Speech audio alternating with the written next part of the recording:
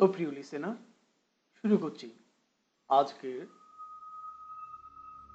ভূত ব্ল্যাক ম্যাজিকের আরেকটি পর্ব।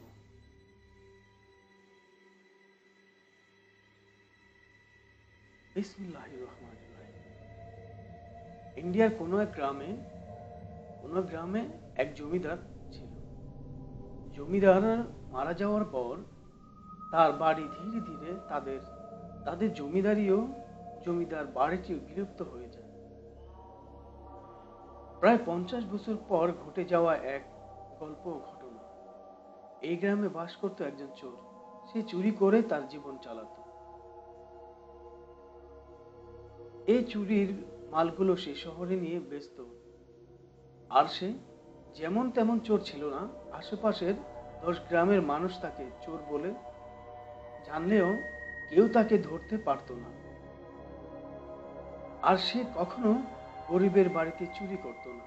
সে সবসময় জমিদার সহ জমিদার সহ ওই আমলের বড়লোকদের বাড়ি দামি দামি জিনিসপত্র চুরি করত। ধনী দেশগুলোর বড় চোরদের কাছে বেচত। একদিন তার কাছে একটি চিঠি আসে। তার আর এক বন্ধু তাকে নিমন্ত্রণ পাঠিয়েছে, খুব জরুরি। তার পরের দিন সে বন্ধুর বাসায় চলে যায়। তার বন্ধুর বাসায় যেতে যেতে সন্ধ্যা হয়ে যায়। সেখানে গিয়ে দেখে তার বন্ধু আর সাথে আরো একজন আছে।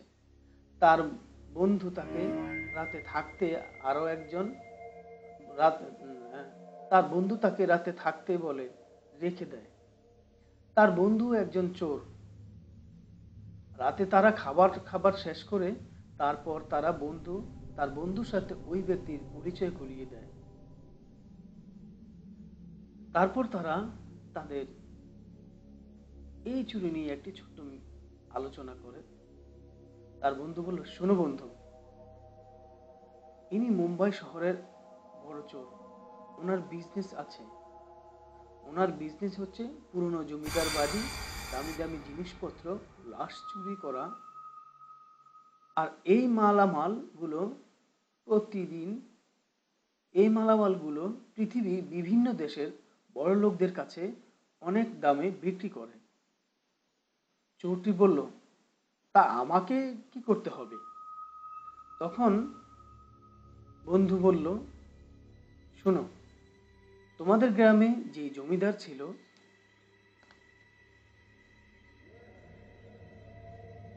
ওই জমিদারের লাশটা ওনার দরকার। সেই জন্য আমি মনে করেছি তুমি এই কাজের জন্য পারফেক্ট। যেহেতু তোমার গ্রাম আর তোমার পাশেই সেই জমিদার বাড়ি, তার জন্য চেনা জানা সবই আছে। তাই লোভে পড়ে আমি কাজটা নিতাম, কিন্তু তারপরও তোমাকে দিয়েছি, কারণ তুমি বন্ধু, আমরা মিলেমিশে করব। তখন লোকটি কিছুক্ষণ চুপ করে থেকে বলল, বুঝতে পেরেছি। তখন লোকটি বলল, এই লোকটি মুম্বাই থেকে এসেছেন, তিনি বলল, শোনো, আমার ছোটখাটো নজর কখনো নেই। আমি একদিন বড় চোর ছিলাম। তো সেইখান থেকে চোরেদের যত মালামাল আস্তে আস্তে আমি নিই এবং ব্যবসা শুরু করি। তো বড় হতে হলে বড় কিছুই করতে হবে। তোমরা যদি এই কাজের জন্য সাহায্য করতে পারো আর করতে পারো এই কাজ, তাহলে অনেক মুনাফা পাবে আর সবসময় আমার সাথে ব্যবসা করতে পারবে। তোমাদের ওই জমিদার বাড়ির পুরনো অনেক ইতিহাস আমার জানা আছে। এক সময় আমার দাদা ছিলেন, বাবা ছিলেন, সেটা না হোক পরে বলবো। ওই জমিদারের কবর যেখানে, সেই কবরটিতে জমিদারকে যেভাবে দাফন করা হয়েছিল, তার সাথে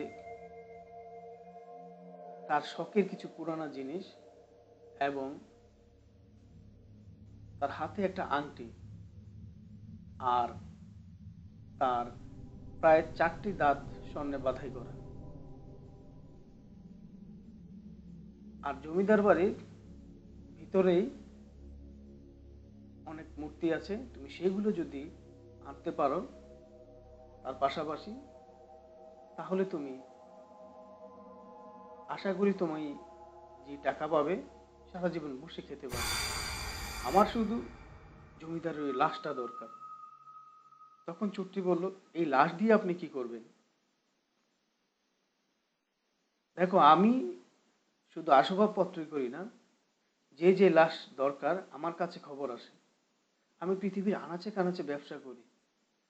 আর এই জমিদারের খবর তার কিছু, তার আমলে তার আত্মীয়র ভিতরে অনেকেই জানেন।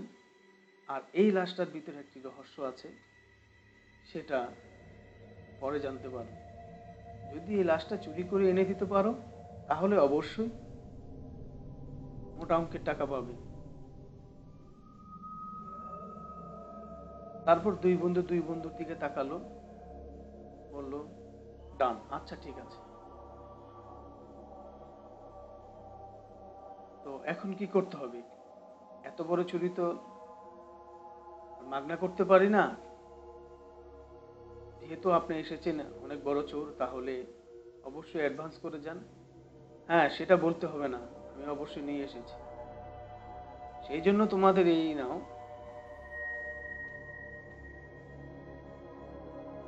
আমি 50% অ্যাডভান্স করে গেলাম, বাকিটা তোমরা কাজের শেষে পাবে। মনে রেখো, এটা কিন্তু বিশ্বাসের উপর দিয়েছি, এই প্রথম।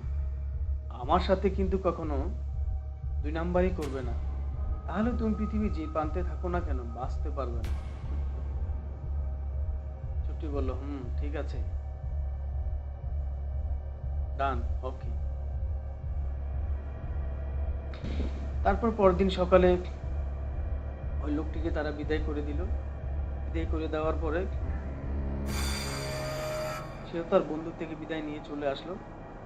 চলে আসার পরে সেও তার বাড়িতে আসলো। বাড়িতে আসার পরে সে ভাবলো, শালা, সব কিছু থুইয়া জমিদারের জমিদারের এই লাশটা চুরি করবে এত বছর পর, এইটা কি কারণে? নিশ্চয় কোনো রহস্য আছে। আর জমিদারের বাড়ির আসবাবপত্র, এটা তো আগে আমার খেয়াল ছিল না।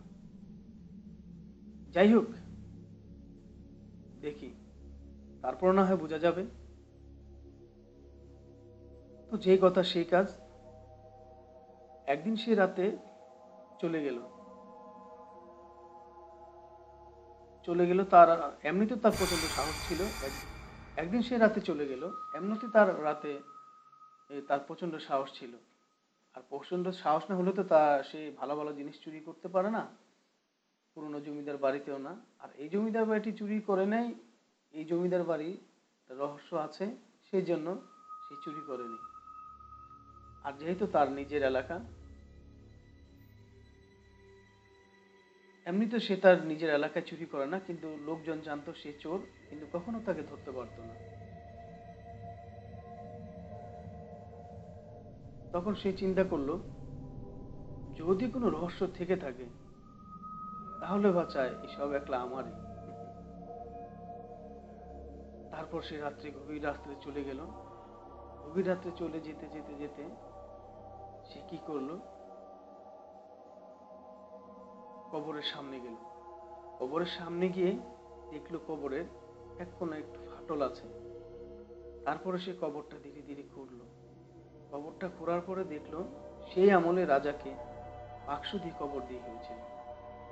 বাহ, বাক্স দিয়ে কবর দিয়ে হয়েছে এই গ্রামে, ভালো, জমিদার বলেই তো কথা। তারপর সে ধীরে ধীরে ধীরে ধীরে চারিদিক থেকে বালু উঠালো, মাটিগুলো সরিয়ে সরিয়ে সরিয়ে সরিয়ে সে কিনারায় একটা, এটাকে কিনারায় একটা আঘাত দিল, একটা কিছু একটু নড়ে উঠলো। তখন সে কি করলো, এই জায়গাটাকে একটু হলো খোদাই করে দেখার পর আরো আশেপাশে মাটি সরাতে সরাতে দেখলো রাজার রাজার আকৃতিতে একটি মূর্তি, কিন্তু মূর্তিটি খুবই কালো। আর দেখে মনে হচ্ছে দামি মূর্তি, দামি কোনো জিনিস দিয়ে বানিয়েছেন। যাক, সেটাকে সরালো। সরিয়ে সে আশেপাশে একটু তাকালো, আর গাটা একটু ঝিমঝিম করছে, আশেপাশে বাতাস বইছে, তারপরও সে সেটা নিয়ে কেয়ার করলো না। আবারও জমিদারের বাক্স সব চারিদিকে মাটি সরাতে লাগলো। এই ফাঁকে একটু ঝড় আরম্ভ হলো, বাতাসের মতো, যেমন জানি একটি দমকা হাওয়া ছড়াতে ছড়াতে, আর সেই চোরটি এই দমকা হাওয়াকে কিছু মনে করছে না। সবকিছু ছড়িয়ে যখন ধীরে ধীরে আসতে সেই কবরের বাক্সটা খুলতে যাবে, বাক্সটা খোলায় অনেক কষ্ট। এখনো এই অবস্থায় বাক্সটা এত মজবুত যে কি দিয়ে বানানো হয়েছে তার ধারণাই নেই।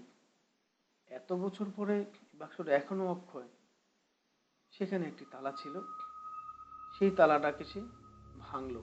তালাটাকে ভেঙে সে কি খুলতে দেখে জমিদারের লাশ।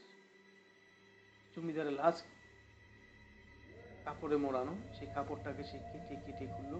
কেটে খোলার পর একটা বিশ্রী দুর্গন্ধ বের হলো।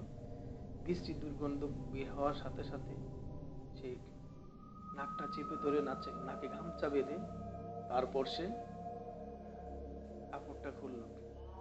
কাপড়টা খুলে মুখটা যখন হা করবে, তখন দুই একটা পোকা বেলো।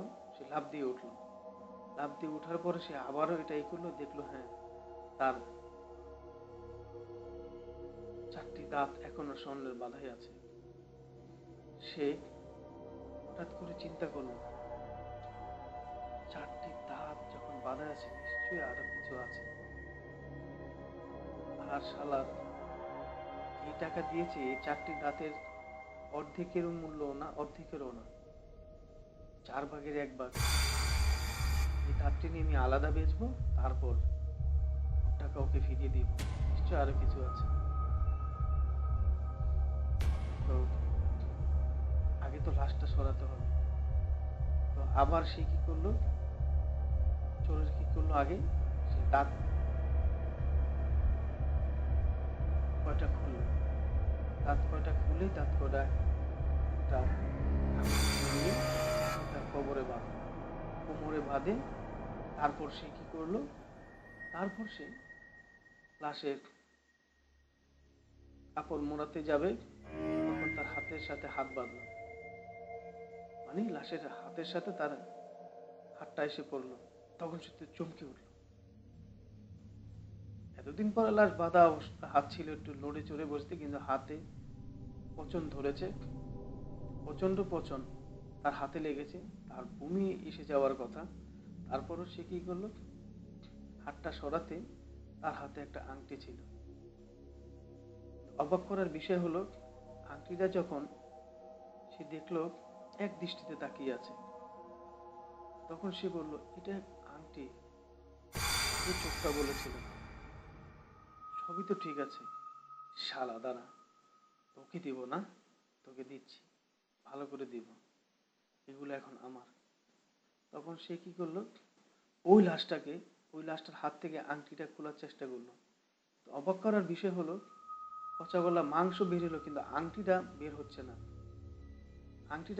না। তো চোরটি এটা অতটুকু পাত্তা দেয়নি, বের হচ্ছে না, কি হয়েছে, এই লাশটাকে নিয়ে যাও। আবার নিয়ে যাওয়ার কথা বলে সে লাশটাকে চিন্তা করলো, না, আংটিটা আগে বের করে নি, যদি না বের করতে পারি। আবার সে টানাটানি শুরু করলো। এদিকে করতে করতে হঠাৎ করে ওই আংটিটি এই জমিদার হাড্ডি সহ আঙ্গুলের অর্ধেক আংটি সহ নিচে পড়ে গেল বাক্স। যখন সে বাক্সের ভিতরে হাত দিতে যাবে, খোঁজাখুঁজি করতে যাবে, তখনই সে দেখলো কিছু জানি একটা কামড় দিল, হঠাৎ করে একটা কামড় বসে দিল। সে হাতটা উঠিয়ে দেখলো তার হাতে রক্ত। কি করবে, তখন সে ওই যে জমিদারের লাশের যে কাপড় ভালো করে মুছে ওই আংটিটি নিয়ে সে কোমরে বেঁধে সহ, বা যে কথা শিকাজ, সে লাশটাকে আনলো লাশটাকে উঠিয়ে আনবে। লাশটাকে যখন উঠাবে, তখন একটা হাওয়া বইতেছিল, হাওয়া বইতেছিল, এমন হাওয়া বইতেছিল যেন তাকে উড়িয়ে ফেলে দেবে, যেন তাকে উড়িয়ে ফেলে যাবে। তখন সে কি করলো, লাশটাকে কোনো মতো তোলার চেষ্টা করলো কিন্তু হচ্ছে না।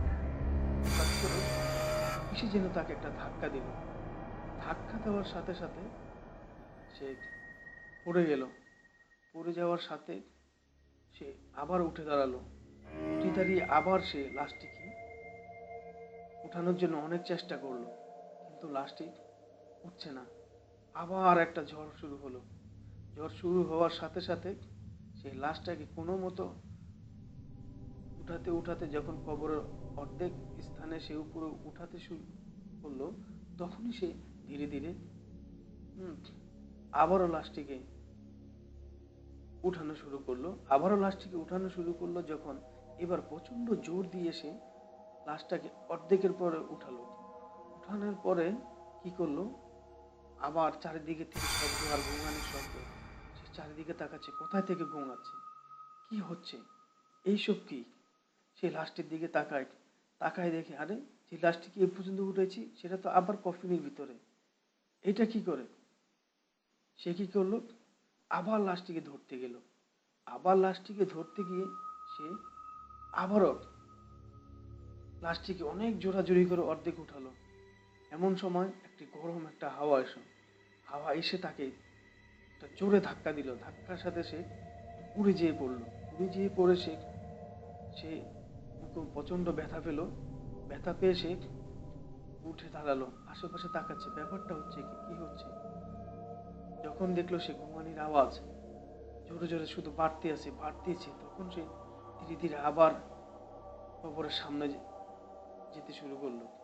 কারণ তার ভিতরে তো প্রচন্ড লোভ, সেই লাশটাকে নিয়ে যাবে। সে আবার যখন গেল তখন দেখলো আরে এই লাশটিকে তো অর্ধেক উঠালাম, আবার কি করে কফিনের ভিতরে। তখন হঠাৎ করে ঘুমানির শব্দটা বেড়ে গেল। চারিদিকে এমন ঘুমানির শব্দ, তার কান চেপে ধরে সে রাখতে পারছে না। মনে হয় এই তার কানের পর্দাটা ফেটে যাবে, এখনই ফেটে যাবে। তারপর সে কি করলো, কানটা চেপে ধরে ধরে, দমকা হাওয়া প্রচন্ড বইতেছে, সে ধীরে ধীরে ওখান থেকে ভয়ে চলে যাওয়া শুরু করতো। যতই সে হাঁটছে ততই জোরে জোরে আওয়াজ হচ্ছে, যতই জোরে জোরে হাঁটছে, সে আর সহ্যই করতে পারছে না। তার কান ধরে কানে আঙ্গুল দিয়ে হাঁটতে হাঁটতে হাঁটতে হাঁটতে সে ধীরে ধীরে কবরের শেষ প্রান্তে চলে গেল। আর তখনই ধীরে ধীরে আবার আওয়াজটি একটু কমতে শুরু করলো। আর তখন সে বাড়ি ফিরে গেল। বাড়ি ফিরে গিয়ে সে ঘামে গরমে সে অস্থির হয়ে গেলে সে ওই অবস্থায় অজ্ঞান হয়ে শুয়ে পড়ে।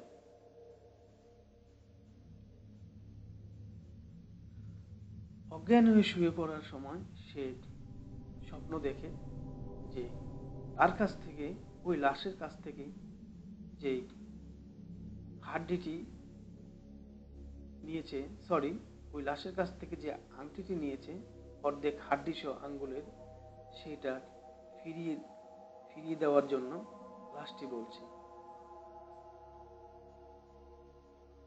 তুই এই গ্রামে চোর ছিলি, কিন্তু এই গ্রামে চুরি করতি না। আমি কি ক্ষতি করেছিলাম তোর? তুই আমার আংটিটি চুরি করেছিস, সেই সাথে আমার আঙ্গুল অর্ধেক। তুই আমার এই আঙ্গুল অর্ধেক আংটিটা ফিরিয়ে দে। এখন সময় আছে, ভালোভাবে ফিরিয়ে দে। তারপর সে দেখলো, এই স্বপ্নের মাঝে সে দেখলো তার সেই ঘরের ছাদ থেকে, মানে ভেড়ার মৌলি বাসের চালের ফাঁক থেকে কতটি ইঁদুর নেমে আসলো। ইঁদুর নেমে এসে তার সারা শরীরে পড়ে গেল। সে হঠাৎ করে লাফ দিয়ে উঠলো। লাফ দিয়ে উঠে সে হাঁপাতে হাঁপাতে দেখলো সেই ঘরের ভিতরে আসলে এতক্ষণ সে স্বপ্ন দেখেছিল।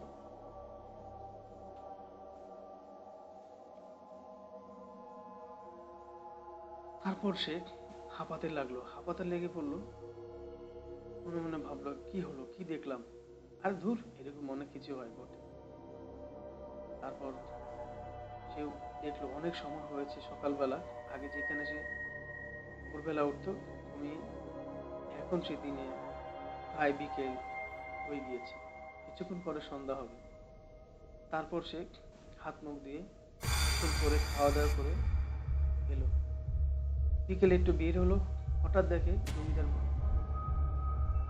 বাড়ির এখানে লোকজন, কবরস্থানে এখানে সবাই বলা বলি করছে, জমিদারের কবর কি যেন খুঁড়েছে, কি হচ্ছে। তো উনি আস্তে আস্তে সামনে গেল, সামনে গিয়ে দেখলো, বুঝতে পারলো যে রাতে যে লাশটা চুরি করছে মানুষ সেখানে গিয়ে দেখছে। সে চুপচাপ করে সেখান থেকে চলে আসে। চলে আসার পরে সে বাড়িতে তার ওই আংটির কথা মনে পড়লো, আর যে মূর্তি এনেছিল, আর এই তার সাথে যে ওই দাঁত ছিল, এই দাঁতগুলোকে হঠাৎ মনে পড়লো।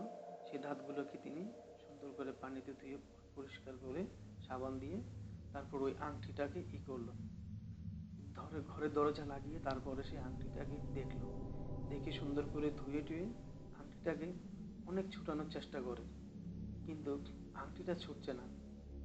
আরো অবাক বিষয় হলো, মাংস সহ যে আংটিটা খুলে যাওয়ার কথা, কিন্তু সেই আংটিটা খুলছে না, সেই আংটিটা আরো ছোট হয়ে যাচ্ছে, ওই হাড্ডির সাথে একদম লেগে গিয়েছে। তখন অনেকক্ষণ সে আংটিটাকে লাড়িয়ে চাড়িয়ে দেখা শুরু করলো, কি ব্যাপার, আংটি খুলে যাওয়ার কথা, মাংস বের হয়েছে, আঙ্গুলের অর্ধেক বের হয়েছে, কিন্তু আংটিটা তখন বড়ই ছিল, এখন এই আংটিটা ছোট হয়ে গেছে হাড্ডির মতো, মানে হাড্ডিতে যতটুকু ডায়ামিটার দরকার ততটুকু ডায়ামিটার এটা অ্যাডজাস্ট করে নিয়েছে। তখন সে ভাবলো নিশ্চয়ই এটা কোনো রহস্য আছে, এটা ভালো দামে বিক্রি করতে হবে। তখন সে চিন্তা করলো কি করা যায়, কি করা যায়, কি করা যায়। না, এই আংটি নিশ্চয় দামি হবে, আর এইগুলো আমি নিজে করব, আর যারটা তাকে ফিরিয়ে, তার টাকা ফিরিয়ে দিব, বলবো এটা আমার দ্বারা সম্ভব না। তারপর সে কি করলো, চিন্তা করলো, জমিদারের লাশ তো জানাজানি হয়েছে, নিশ্চয়ই এতক্ষণ মানুষ আবার নতুন করে কবর দিয়ে দিয়েছে, আমার এই কথা না হয় ওদেরকে আর বলা যাবে না। যাক, এইভাবে করতে ভাবতে ভাবতে সে পরের দিন ভাবছে এই দাঁতগুলোকে বেচে দিবে, আর আংটিটাকে সে শহরে যাবে, বড় বড় চোরদের সাথে দেখা করে সে আংটিটাকে বেচে দিবে। তারপর সে কি করলো, যে কথা সে কাজ, রাতে খাওয়া দাওয়া করে ঘুমালো, ঘুমানোর পরে আবার স্বপ্নে দেখলো, কিরে, তোকে তো আমি কালকে রাত্রে বলেছিলাম তুই আমার আংটিটা ফিরিয়ে দে, তুই ভুল করেছিস, তুই এত বছর এই গ্রামে চুরি করিসনি, আমার এইদিকে চোখ দিস না, সেই জন্য তোকে একটি সুযোগ দিচ্ছি আবারও আজকে রাত্রের জন্য। আমার আঙ্গুলটা ছিঁড়ে চলে গেছে ঠিক আছে, তুই আমার আঙ্গুল সহ আংটিটা ফিরিয়ে দে, আঙ্গুল সহ আংটিটা ফিরিয়ে দে, আর আমার দাঁতগুলো, খবরদার, খবরদার লোভে পড়বি না, আমি ইচ্ছা করলে কালকে তোকে মেরে ফেলতে পারতাম, কিন্তু কোন ভাগ্যক্রমে তুই বেঁচে গিয়েছিস, তোকে শেষ সুযোগ দিলাম, তুই তাড়াতাড়ি আমার এই আঙ্গুল সহ আংটিও আমার দাঁত ফিরিয়ে দে, তা না হলে তোর বাঁচা সম্ভব না, বাঁচা সম্ভব না। সে দেখলো হঠাৎ করে তার আঙ্গুলে আবারও কি জানি কাটলো, কাটার পরে সে হাতটা উঁচু করে দেখে হাতে রক্ত, কি ব্যাপার, তখন থেকে একটি ইঁদুর তার হাতে কামড় দিয়ে রেখেছে, এমন ভাবে কামড় দিয়ে রেখেছে আর যন্ত্রণা করছে, ইঁদুরের কামড় এত যন্ত্রণা হওয়ার কথা না।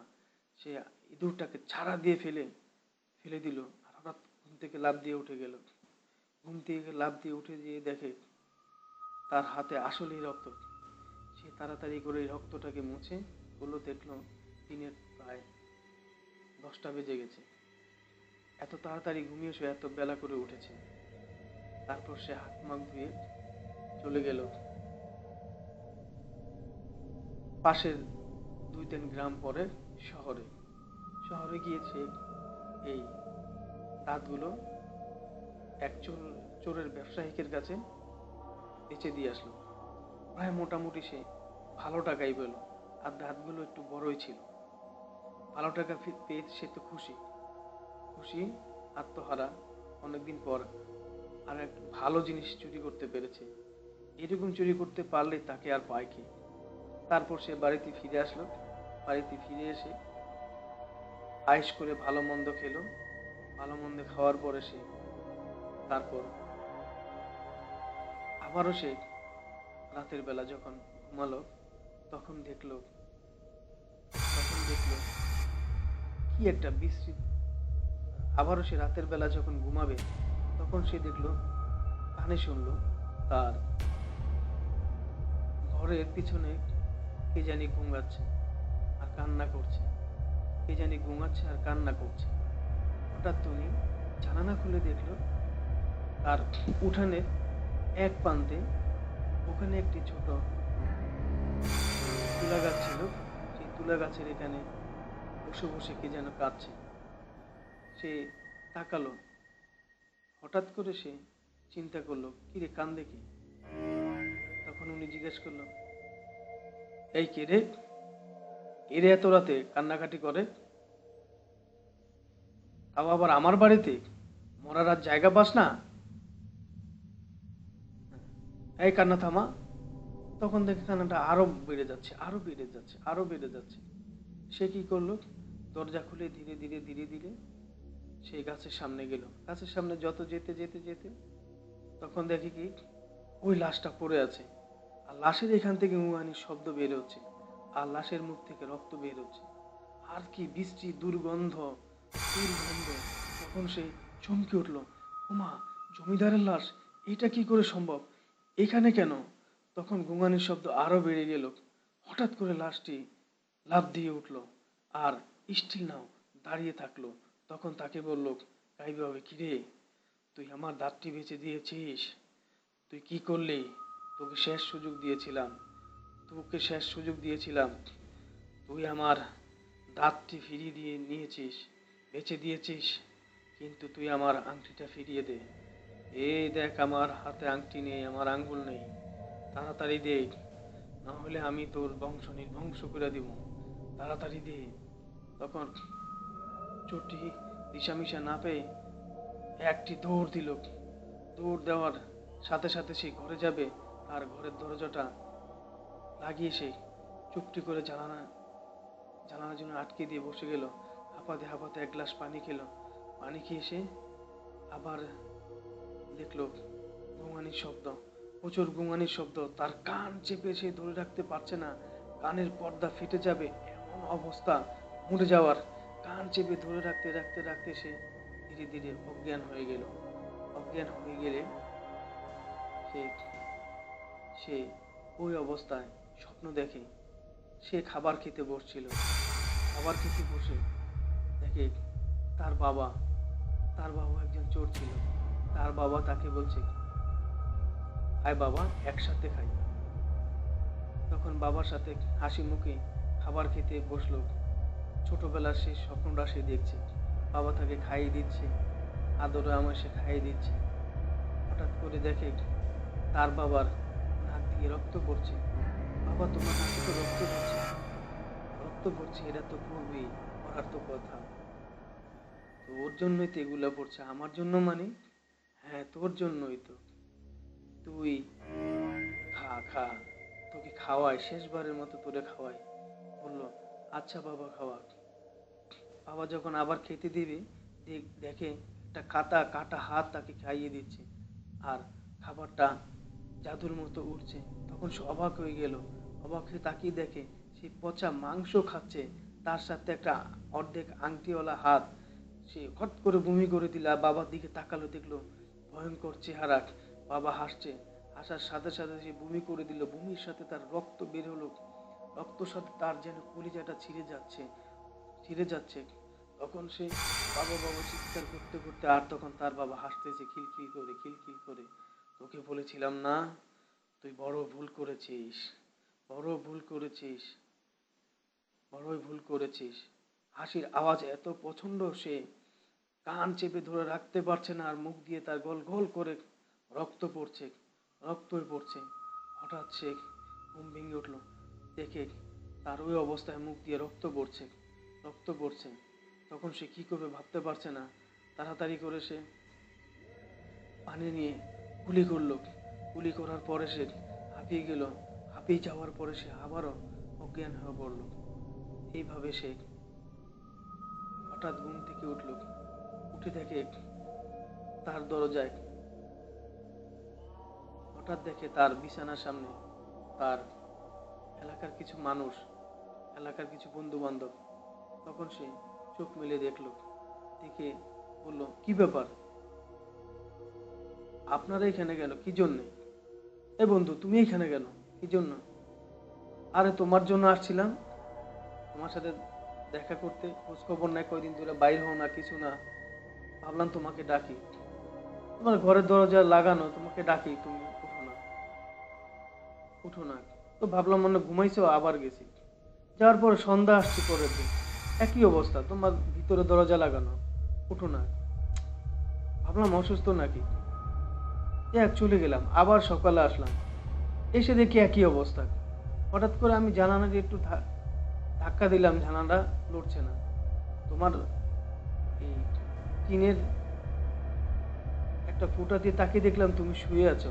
তখন আমার একটু ভয় হলো, কি হলো, কি ব্যাপার। তাড়াতাড়ি আমি লোকজন ডাক দিয়ে বললাম, এই অবস্থা, এই অবস্থা। সবাই দরজা ভেঙে খুললো, খোলার পরে দেখলো তুমি শুয়ে আছো। তোমাকে এত ডাকাডাকি করছি, তোমার মুখ দিয়ে দেখি রক্তই পড়তেছে, রক্তই পড়তেছে, গড়িয়ে গড়িয়ে ঠোঁটের এক কোণা দিয়ে। আমরা তো ভয় পেয়ে গেলাম, ভাবলাম তুমি বেঁচে আছো না মরে গেছো। কি বলেন? তখন ও গালে হাত দিয়ে, ঠোঁটে হাত দিয়ে দেখে রক্ত, আর প্রচন্ড ঘামিয়ে আছে। তখন বললো, আমি 2-3 দিন ঘুমাই, আমি নিজে জানি না। আরে হ্যাঁ, তুমি আজকে 3 দিন ধরে ঘুমানো এমন তো অবস্থায় তুমি। আমরা তো ভাবছি তুমি, আমি যেদিন আসছি পরের দিন, তার পরের দিনও আসছি, সবাই তো ভাবছে তুমি মারা গেছো, সবাই ভাবছে তুমি মারা গেছো। কিন্তু আমি যখন বুকে দিয়ে দেখলাম যে না, তোমার আছে, হার্টবিট লড়ছে। সবাই দেখলো, 2-1 জন দেখলো, কিন্তু অবাক করা বিষয়, তুমি ঘামাচ্ছ, আর তোমার মুখ দিয়ে শুধু রক্তই পড়ছে। তখন সে চুপচাপ করে উঠে বসে পড়ল, বসে পড়লার সাথে তখন তার বন্ধু পানি এনে মুখ ধোয়ালো, ই করলো, কুলি করলো, তাকে বললো আচ্ছা। সবাই তারপরে চিন্তা ভাবনা করলে সবাই যার যার বাসায় চলে গেল।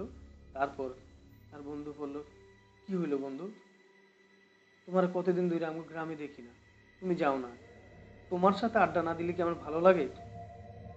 ভাবছি মনে হয় চুরি টুরি ছেড়ে দিয়েছো, আসলে কি ছেড়ে দিয়েছো, তোমার আর কোনো খবর নেই। তখন সে চুপ করে বসে পড়লো, চুপ করে বসে পড়লো, কি করবে। এমন করতে করতে সে তার বন্ধুর দিকে তাকালো। হঠাৎ দেখে কি, এটা তার বন্ধু না, এটা সেই লাশটা। সেই লাশটা তাকিয়ে আছে, চোখ লাল করে তার দিকে, গম্ভীর দিকে। আর তার ওই যে 4টা দাঁত, সেই 4টা দাঁত ফাঁকা। আর তার মুখ দিয়ে ইঁদুর বের হইতেছে। ইঁদুর বের হয়ে তার লাফ দিয়ে তার গলায় কামড় দিল। সে চিৎকার করে উঠলো, না না না, ছেড়ে দে, ছেড়ে দে, ছেড়ে দে, ছেড়ে দে, না না।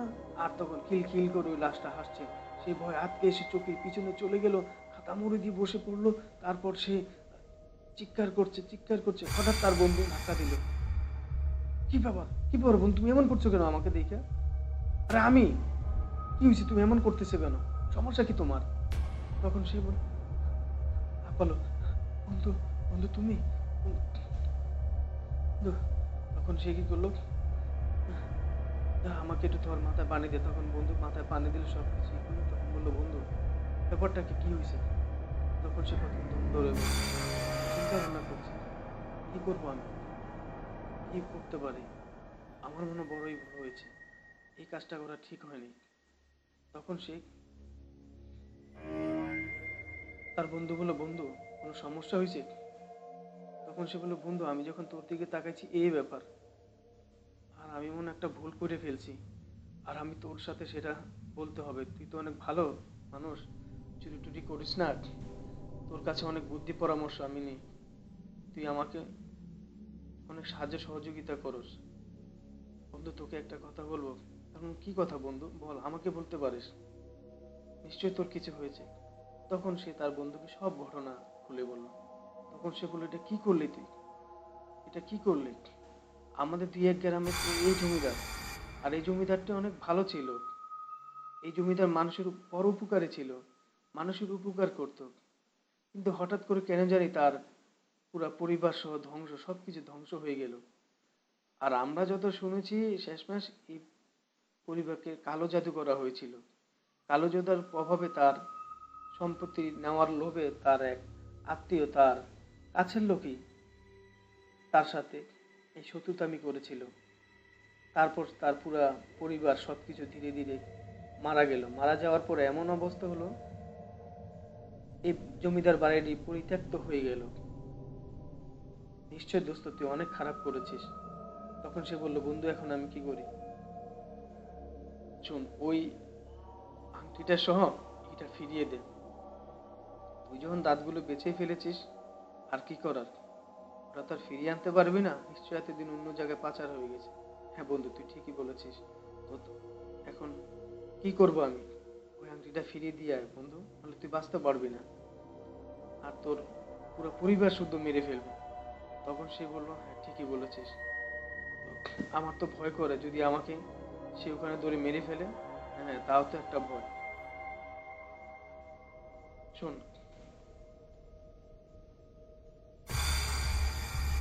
আমাদের গ্রামে একজন কবিরাজ আছে, খুব ভালো কবিরাজ, ভালো তান্ত্রিক। আমি তার কাছে এই ঘটনাটি শুনেছিলাম জমিদারের। তখন যদি এরকম ভালো তান্ত্রিক থাকতো, অবশ্যই আমাদের জমিদারকে আমরা, আমাদের বাপ দাদারা বাঁচাতে পারতো। তখন সে বলল, তখন কি করা যায়? শোন, আমি কালকে ওই জমিদারকে, না না, তুই আমার সাথে যাবি, চল। আজকে এই মুহূর্তে আর দেরি করা দরকার নাই। রাতে আবার কি ঘটনা ঘটে, তোকে তো মেরে ফেলতে পারে। চল, এখন ওই কবিরাজের কাছে যাব, আর সব ঘটনা খুলে বলবো। দেখি উনি কোনো একটা সলিউশন দিতে পারে কিনা। তারপর যে কথা সেই কাজ। পরের দিন বন্ধুর সাথে তাদের গ্রামে চলে গেল। চলে গিয়ে দেখলো একজন কবিরাজ, সে তাদের ওই গ্রামের অনেকটি খানিক দূরে থাকে, একটি নদীর পাশে, ছোট্ট একটা কুড়ে ঘরের এখানে। সে কুড়ে ঘর বললে ভুল হবে, মোটামুটি তার ঘরটি ভালোই। সে তার কাছে গেল, দোতলা টিনের ঘর। টিনের ঘরে গিয়ে দেখে কবিরাজ মোটামুটি ভালো অবস্থায়, সে বসে ধ্যান করছে। তখন তাকে ওই চৌটি প্রণাম দিল, প্রণাম দিয়ে বলল, কেমন আছেন জমিদার, কেমন আছেন কবিরাজ সাহেব, আমার চিনতে পারছেন? বললো, ও হ্যাঁ হ্যাঁ হ্যাঁ, তোমাকে চিনতে পারছি। তা কি খবর? তুমি তো কখনো কোনো কবিরাজ টবিরাজের কাছে আসো না, আর ভূত প্রেত এগুলো একটু কমই বিশ্বাস করো, তো কি মুখ মনে করে আমার কাছে আসলে? তখন সে বলল, কবিরাজ সাহেব, এক হিসাবে আপনি আমাদের সম্পর্কে চাচা হন, আবার এমনি সময় আপনাকে কবিরাজ ভাই বলে ডাকে। এই আমার এই বন্ধুটাকে নিয়ে এসেছি, ওর খুব মারাত্মক সমস্যা হয়েছে। তখন বলল, কি সমস্যাটা, আমাকে কি খুলে বলা যায়? তখন বলল, বন্ধু বল। তখন চুক্তি সমস্ত কিছু খুলে বলল। খুলে বলার পরে সে তখন বলল, বুঝতে পেরেছি। তুমি যদি এই আংটিটি এখন দিতে যাও, অবশ্যই বিপদে পড়তে পারো, তোমাকে মেরেও ফেলতে পারে। তো যাই হোক, আমি তোমাকে কিছু তাবিজ দিয়ে দেব, খুবই শক্তিশালী তাবিজ, যার দ্বারায় ওই জমিদার তোমাকে কিছুই করতে পারবে না। আসলে তুমি যে কাজটি করেছো খুব একটি অন্যায় আর পাপ। এই পাপের জন্য তার কাছে তুমি ক্ষমা চেতে হবে। আর এই লাশটিকে আবার পুনরায় সুন্দর করে ধুয়ে, সুন্দর নতুন কাপড় পরিয়ে সুন্দরভাবে আবার দাফন দেবে। মনে রেখো, এই জমিদারটি ছিল কিন্তু একজন মুসলিম। এই মুসলিম কবিরাজের সাথে তুমি অন্যায় করেছো, মুসলিম জমিদারের সাথে তুমি অন্যায় করেছো। এই অন্যায়টা করা তোমার ঠিক হয়নি। লোভ করা ভালো, কিন্তু এত লোভ করা ভালো না। এখন যদি তুমি ওনার এই লাশটিকে করতে পারো, ভালোভাবে আবার নতুন করে দাফন দিতে পারো, তাহলে তোমার এই বিপদ কেটে যাবে ইনশাল্লাহ। এই এই বিপদ কেটে যাবে ইনশাল্লাহ। তখন সে বলল, কিভাবে? আমি তো হিন্দু, আর এটা যখন করতে যাব তখন তো মানুষ মানুষ তো আমাকে বলবে আমি মনে হয় এই কবরটা করেছি। তখন সে বলল, মানুষ কি হবে না হবে সেটা দেখার বিষয় না, আমি তোমাকে রাতের বেলায় আমি তোমার সাথে যাব, আর সেখানে আমার কিছু সহকারী জিন থাকবে, আর আমার সহকারী কিছু সার্গিত থাকবে। আমরা রাতের বেলায় গোপনে সেই কাজটি করব। তুমি ঠিকঠাক ভাবে কবরস্থানে চলে যাবে। তবে এই কাজের জন্য কিন্তু খরচ আছে। যেহেতু আমার সাথে লোক যাবে, তোমাকে খরচ বহন করতে হবে, যদি তুমি এই বিপদ থেকে বাঁচতে চাও। তা না হলে নির্ঘাত তোমার মৃত্যু। তখন সে চিন্তা করলো, না না না না, বাচ্চা থাকলে অনেক কিছু করতে পারবো, আর আমার দরকার নেই, আপনি সব ব্যবস্থা করেন। ঠিক আছে, তুমি চলে যাও, সব কিছু রেডি করো, নতুন কাপড় টাপড় যা আছে সব রেডি করো। তখন সে কবিরাজের কাছ থেকে বিদায় নিয়ে তারা দুই বন্ধু চলে গেল। এই কবিরাজটিও ছিল মুসলমান, তার কারণে সে সালাম দিয়ে কথা বলেছিল, সে বুঝতে পেরেছিল। যাক, সেই বোঝার সেই কাজ, সেই বোঝার সেই কাজ।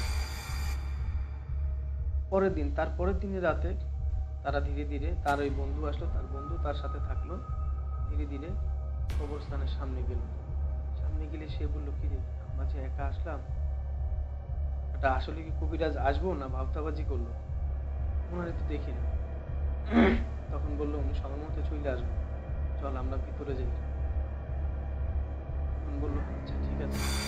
তুই কবিরাজের ওই তাবিজটা পড়েছিস? না তো পড়িনি, তাড়াতাড়ি কর। তখন তাবিজটা দুইজনে পড়লো, পড়ার সাথে সাথে তারপর গায়ে পানি ছিটা দিল, ধীরে ধীরে কবরস্থানের দিকে যাচ্ছে, ধীরে ধীরে কবরস্থানের দিকে যাচ্ছে।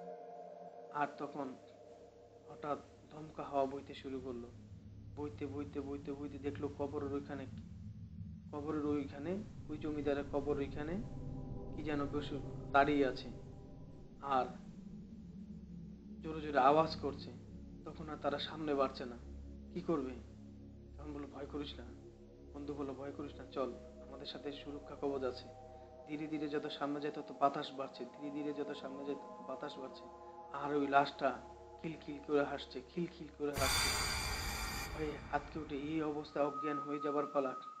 তখন হঠাৎ করে পিছের থেকে পানির ছিটা আসলো চারিদিকে, তারা লাফ দিয়ে উঠলো, দেখলো পিছন থেকে কবিরাজ পানি ছিটাতে ছিটাতে তাদের পিছনে পিছনে আসছে।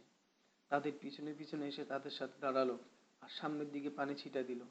পানি ছিটা দেওয়ার পরে দেখলো ওই লাশটাও দাঁড়িয়ে নেই, আর আওয়াজটাও নেই, তার সাথে আরো 4-5 জন ছিল। তখন হাঁটতে হাঁটতে তারা কবরের সামনে গেল। তখন জিজ্ঞেস করলো, ও আসছে, আপনার সার্গিত বুঝি এরা? বলো, হ্যাঁ সার্গিত, কথা কম বলো, কবর খোঁড়ো। তখন দুই বন্ধু মিলে কবর খোঁড়া শুরু করলো। কবর খুঁড়ে তখন ওই বাক্সটিকে খুললো, খুলে কবরের ভিতরে বলল, তুমি হাত দাও, তুমি সবকিছু করবে, আমরা শুধু থাকবো, তুমি ভয় পাবে না। তখন ওই চোরটি বাক্স খুলে বাক্স খুলে লাশটাকে উঠাবে। তখন বলল তার বন্ধু বলল, কবিরাজ সাহেব, সে একলা তো উঠাতে পারবে না, আমি সাহায্য করবো? বলবো, হ্যাঁ যা, সাহায্য করো। তোমার গায়ে তাবিজ বেঁধেছো? হ্যাঁ বেঁধেছি। তখন দুজনে গেলে এই লাশটিকে উঠানোর চেষ্টা করলো, কিন্তু লাশটি উঠছে না। লাশটি হঠাৎ করে তার দিকে তাকালো, তাকানোর সাথে সাথে তারা দুজন ভয়ে লাফ দিয়ে উঠলো। লাফ দিয়ে উঠে দেখলো রক্ত লাল, আর টকবকে চোখ, এমন চোখ যেন এই তারা অজ্ঞান হয়ে যাবে, তখন বলল, এই ভয় পেও না, সাহস নাও, সাহস নাও, আমি আছি তো, সাহস নাও। তারপর আবার তারা লাশটিকে ধরলো। লাশটি কি করলো, হঠাৎ করে তার গলা চেপে ধরলো। গলা চেপে ধরে তার একটি আঙ্গুল ধরলো। আঙ্গুলটি টান দিবে সে, চিৎকার করলো, এই আমি তো শেষ হয়ে যাচ্ছি, আমাকে রক্ষা করো, আমাকে রক্ষা করো ভগবান, আমাকে রক্ষা করো। তখন লাশটি বলল, তোর রক্ষা নাই, তোর মৃত্যু আজকেই। তখন ওই কবিরাজটি পানের ছিটা দিল, পানের ছিটা দিল। আর চারিদিকে ওই চারজন লোক দাঁড়িয়ে হুঙ্কার দিল, এই লাশ, খবরদার, খবরদার, উঠবি না, খবরদার, উঠবি না। জমিদারকে, এই জমিদার, চুপ হয়ে থাকো, আমরা এসেছি, চুপ হয়ে থাকো, আমরা এসেছি, চুপ হয়ে থাকো। আর ওই কবিরাজটি দোয়া পড়তে লাগলো, আর পানের ছিটা দিতে লাগলো, বলল, সাহস করে ধরো, ভয় পাবে না। তখন পানের ছিটা দিতে দিতে কবিরাজ কি করলো, একটি তাবিজ ওই জমিদারের হা করা মুখে ভরে দিল। তখন আস্তে সবকিছু আবার ঠিক হয়ে গেল। তারপর ওই লাশটিকে উঠিয়ে তারা দুজনে পুরানা কাপড় খুলে খুলে যখন সরালো, এত বিশ্রী দুর্গন্ধ করে বমি করে দিল। এমতো অবস্থায়, ওই অবস্থায় তারা তাড়াহুড়া করে আবার লাশটিকে সব কাপড় খুলে নাক ছিটকে ধরে, দম মুখ বন্ধ করে ধরে, নতুন আবার কবিরাজের কাছে পানি ছিল, সেই পানি দিয়ে ছিটিয়ে দিয়ে নতুন ভাবে আবার তারা কাপড় পরিয়ে তারপর তাকে বেঁধে সুন্দর করে আবার তুলো টুলো দিয়ে, আতর দিয়ে, সবকিছু দিয়ে কি করে। আর ওই আংটিটা, হাড্ডিওয়ালা আংটিটা, জমিদার বলল, ওই কবিরাজ বলল, আংটিটা এনেছো? হ্যাঁ এনেছি। যাও, এই আংটিটা আমার কাছে দাও। দেওয়ার সাথে সাথে কবিরাজটি কি করলো, তার এক বন্ধুকে দিল, বন্ধু নেন, এটা আপনি পড়াতে পারবেন। তখন সে বলল, হ্যাঁ আমি জানি, দাও। তখন সেই বন্ধুটা থেকে নামলো, দেখলো সে কি জানি একটি দোয়া পড়ে এই আংটিটা, হাড্ডিটা ছেড়ে দিল। ছেড়ে দেওয়ার সাথে সাথে হাড্ডিটা হয় ভাসতে ভাসতে চারিদিকে চারবার ঘুরে, লাশটির পাশে চারবার ঘুরে, তার ওই ভাঙা হাত, যে আঙ্গুলটি অর্ধেক ছুটে গিয়েছিল, সেই আঙ্গুলে যে বসে পড়লো। বসে পড়ার সাথে সাথে ওই আঙ্গুলটি, সেই হাতটি আবার আগের মতো উঁচা মাংসের মতো পূরণ হয়ে, সেখানে আংটিটা আবার আগের মতো বড় হয়ে গেল। বড় হয়ে গিয়ে সে সেখানে বসে পড়ল। তখন অবাক করায় বিস্ময় দেখে তখন চোরটি তাকিয়ে থাকলো। তখন তার বন্ধু মাথা নাড়িয়ে বলল, তাড়াতাড়ি কর। কবিরাজ বলল, তাড়াতাড়ি করো, বেশি সময় নেই, বেশি সময় নেই, আজান দিয়ে দিয়ে, বেশি সময় নেই। আজকে যদি কাজটা না করতে পারো তাহলে কিন্তু সব শেষ, সব শেষ, তাড়াতাড়ি করো। তখন কি করলো তারা, আবার এটাকে সুন্দর করে মুড়িয়ে কফিনে করে রেখে সবকিছু দিয়ে, তারপর মাটি চাপা দিয়ে তারা জানাজা পড়িয়ে তারপর ওখান থেকে চলে আসলো।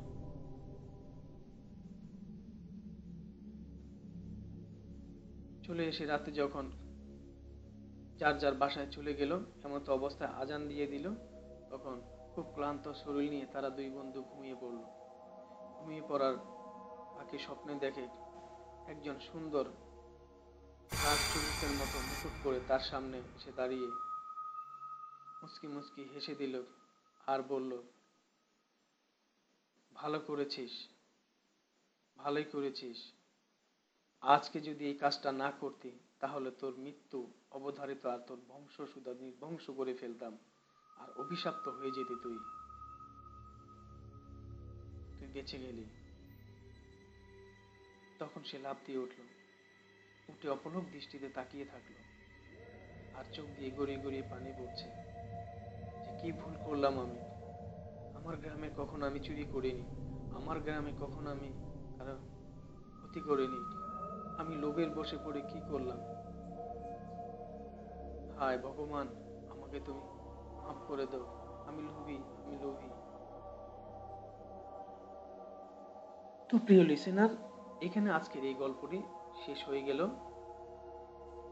এই গল্পটি একটি ভিন্ন ধরনের গল্প ছিল, বিশ্বাস করা আর না করা আপনাদের ব্যাপার। এই সমস্ত কিছু বাস্তব কাহিনী। এই কাহিনীগুলো কোন জায়গা কোনই সেটা যারা লিখেছেন তারা যাতে না বলি সেটার জন্য অনেক রিকোয়েস্ট করেছেন। আসলে এই ধরনের সমস্যা, পুরনো অলৌকিক সমস্যা যদি পুনরায় কেউ বলতে চায় তাহলে অনেক ধরনের অসুবিধা হয়, অনেক ধরনের সমস্যা হয়, আর যারা বলবে তাদেরও সমস্যা হয়। কিন্তু সে নাম ঠিকানা এই কারণে বাজেয়াপ্ত করে গোপনে রেখে বলা হয়েছে। আসলে যারা ভূত প্রেত বিশ্বাস করেন, জিন বিশ্বাস করেন, আধ্যাত্মিক বিশ্বাস করেন, এটাই বিশ্বাস করা উচিত। ঠিক, তা না হলে তাদের মারাত্মক যারা বলে তাদেরও ক্ষতি হয়ে যায়। আল্লাহ তাআলা সবকিছু সৃষ্টি করেছেন, কালো জাদু বিদ্যা সবকিছু মানুষ শয়তানের সাথে উপাসনা করে, মানুষ বিদ্যা করে, যেমন করে এই জমিদারকে হিংসে করে জমিদারটিকে তার পুরো পরিবার সহ ব্ল্যাক ম্যাজিক করে ধ্বংস করে দিয়েছিল। কিন্তু এই জমিদারটিকে কিছুই করতে পারেনি। জমিদার শুধু কষ্টে শোকে পাগল হয়ে মারা গিয়েছিল। কিন্তু তার এই হাতের আংটিটির কারণে তাকে ক্ষতি করতে পারেনি। সে শোকে দুঃখে, পরিবারের দুঃখে ধীরে ধীরে সে পাগল হয়ে মারা যায়।